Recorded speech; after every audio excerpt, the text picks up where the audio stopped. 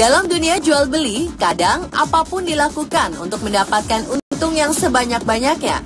Meski melanggar hukum dan merugikan konsumen, beberapa oknum pedagang nekat untuk memalsukan barang dagangannya. Salah satu yang seringkali dipalsukan adalah makanan dan minuman. Dengan kemasan menarik dan meyakinkan, makanan dan minuman palsu ini pun dijajakan dengan mudah. Apalagi biasanya harganya lebih murah, sehingga membuat konsumen melirik untuk membelinya. Pemirsa, On The Spot telah merangkum beberapa makanan dan minuman palsu tersebut dalam 7 kasus makanan dan minuman palsu di Indonesia.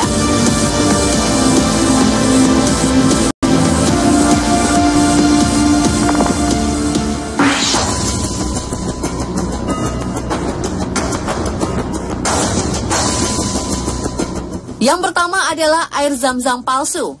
Penyidik Polres Jakarta Pusat menggerebek 2 pabrik penghasil air zam-zam palsu di Kramat Jati, Jakarta Timur, dan juga di Srengseng, Jakarta Barat.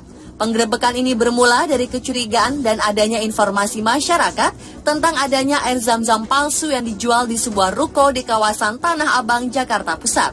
Untuk mengelabui konsumen, air zam-zam diberi tempelan segel bandara agar terlihat sebagai barang impor asal Saudi. Namun isinya tentu saja bukan air zam-zam asli, melainkan hanya air mineral biasa. Dari hasil penyelidikan pemilik toko tersebut, diketahui ada 2 pabrik penghasil air zam-zam palsu.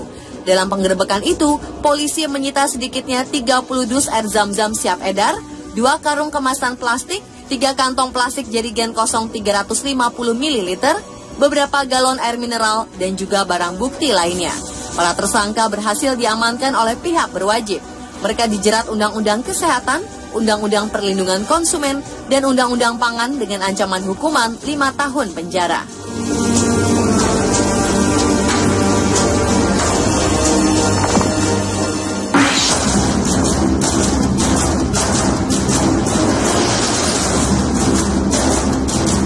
Berikutnya adalah madu palsu. Fakta mengungkapkan bahwa 80% madu yang beredar di pasaran ternyata madu oplosan alias palsu. Bahan campurannya banyak menggunakan bahan-bahan kimia yang berbahaya bagi kesehatan. Rupanya minat masyarakat akan madu justru membuat beberapa oknum memalsukannya. Permintaan akan madu mencapai 30.000 ton per tahun. Namun Indonesia hanya mampu memproduksi madu murni sebanyak 8.000 ton. Celah inilah yang membuka peluang penjualan madu sintetik atau madu palsu. Sekilas memang sulit membedakan botol madu asli dan yang palsu. Namun tentu saja madu palsu dijual dengan harga miring. Ironisnya konsumen justru tergiur dengan harga murah tersebut. Madu palsu ini memiliki kadar madu hanya 10 hingga 20% saja. Selebihnya adalah campuran bahan kimia berupa sitrun, gula biang, air, pengental, pewangi esens, dan juga putih telur. Meskipun dijual tanpa label dan sertifikasi dari BP POM, madu palsu ini laku keras di pasaran. Karena itulah sebagai konsumen kita harus lebih jeli dan teliti membeli madu. Karena bukan tak mungkin madu palsu ini akan memberikan dampak buruk bagi kesehatan.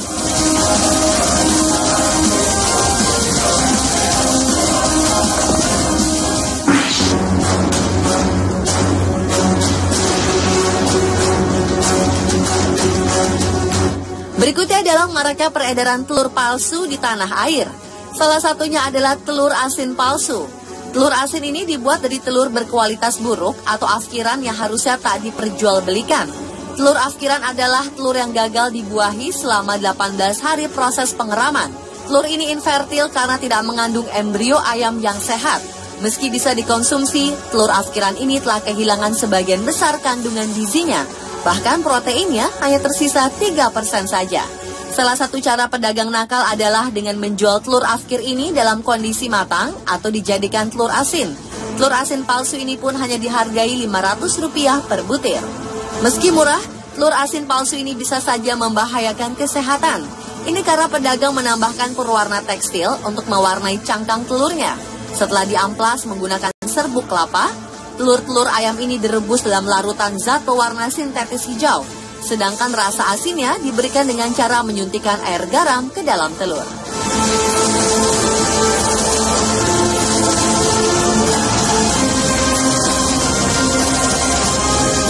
Tak hanya telur asin palsu, ada juga telur ayam kampung palsu. Caranya adalah dengan menyulap telur ayam buras berukuran kecil. Telur ayam buras ini diputihkan dengan cara digosok menggunakan air cuka. Asam dalam cuka akan mengikis lapisan telur sehingga tampilannya mirip dengan ayam kampung. Telur amplasan seperti ini sangat rentan terinfeksi bakteri Salmonella penyebab tifus.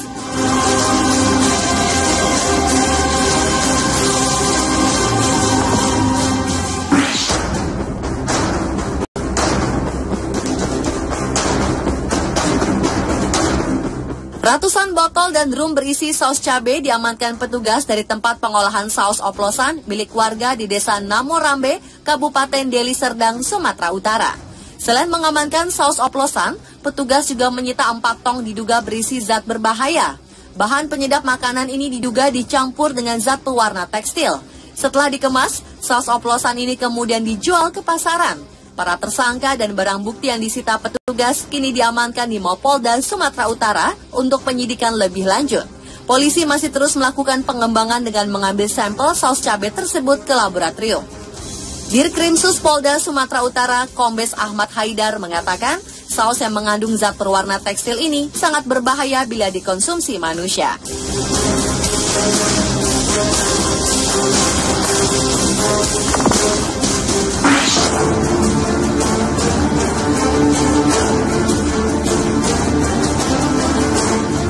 Ikan adalah salah satu makanan yang cukup digemari masyarakat Indonesia.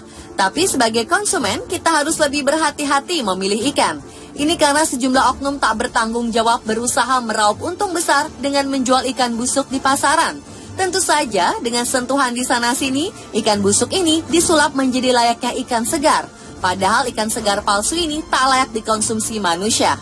Untuk menjualnya, ikan yang sudah beraroma tak sedap ini biasanya disejajarkan dengan ikan segar lainnya. Hal ini membuat keberadaan ikan busuk menjadi tersamarkan. Cara lainnya adalah dengan menyuntikkan daging ikan lainnya ke dalam ikan busuk. Alat suntiknya pun didapat dari tempat sampah. Sebelum disuntikan, daging yang dihancurkan dicampur dengan cairan perekat. Untuk membuat ikan terlihat segar, pelaku menggunakan pewarna pakaian. Tidak hanya tertipu dengan mahalnya, penggunaan bahan terlarang di ikan rekondisi ini mampu memicu penyakit kronis seperti kanker. Selain itu, alat suntik bekas juga menjadi fasilitas bagi beragam penyakit untuk mengalir dalam ikan segar palsu ini.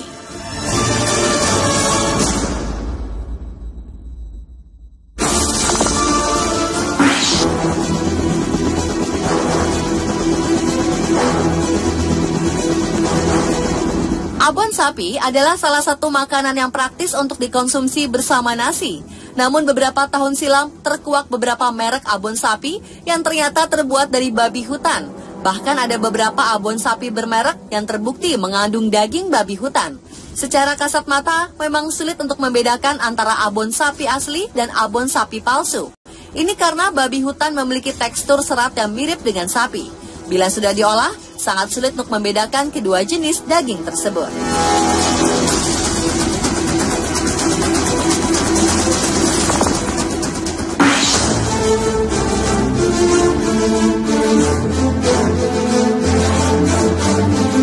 Minum teh dalam kemasan biasanya menjadi salah satu pilihan praktis kala dahaga datang. Namun peluang untuk mengeruk keuntungan dari minuman teh dalam kemasan ini dimanfaatkan oleh oknum-oknum nakal. Mereka memproduksi teh dalam kemasan palsu selama bertahun-tahun. Aksi jahat mereka ini terbantu dengan para pemulung yang biasa mengumpulkan botol-botol bekas. Botol-botol ini pun dicuci bersih agar nampak baru. Setelah itu diisi dengan teh palsu yang diracik menggunakan gula dan teh celup murahan atau kadaluarsa. Agar tak membutuhkan teh yang terlalu banyak, pewarna tekstil pun digunakan, ditambah borak sebagai pengawetnya.